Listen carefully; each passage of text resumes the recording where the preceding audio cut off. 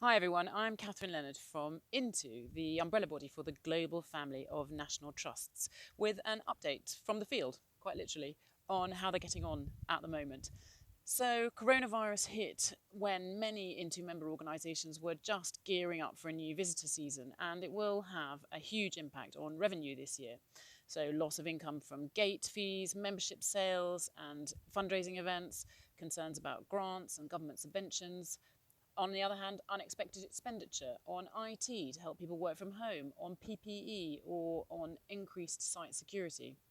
Some had to take very drastic action to protect their organisational health, such as reducing staff, mothballing projects, and dipping into their reserves. And it's not just Into members that are facing an existential crisis. We're all part of these amazing, complex ecosystems, meaning that, for example, in India, the craftspeople who normally sell their wares at Mehranga Fort no longer have an income. Or the Cross Cultural Foundation of Uganda that can't deliver its 150 heritage clubs because the schools are closed. I'm painting a bit of a gloomy picture, but there's also a lot of room for hope. Into members were really quick to take their work online and pivot from actual visits to virtual ones. We celebrated some of these on World Heritage Day, so do take a look and it'll whet your appetite for when travel restrictions ease and you can come and visit again for real.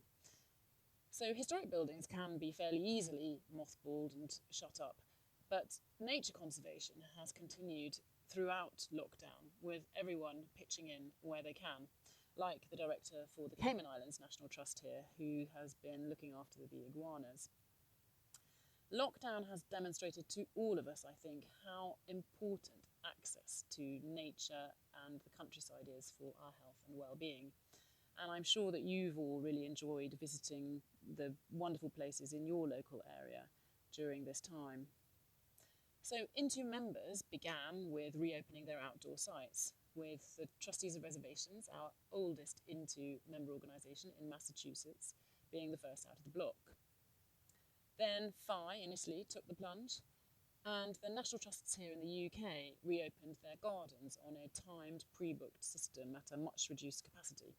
Interestingly enough, today they have just opened their first historic buildings to the public, so it'll be good to see how that goes. The Dutch and the Belgians are all open and have developed new visitor routes around their sites, including a real-life actual traffic light in a medieval castle, closely followed by the Isle of Man, Guernsey, the US National Trust for Historic Preservation, and many others.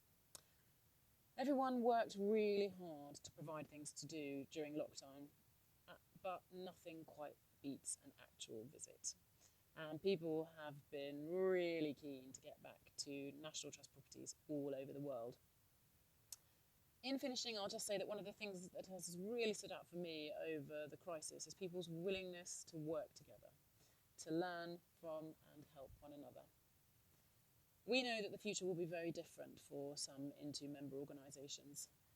Many are having to take tough decisions, and others face new challenges to their work as governments rush to rebuild, for example. But we here at Into continue to support them as best we can. Thank you so much, and we look forward to welcoming you to our Into places at some point in the future.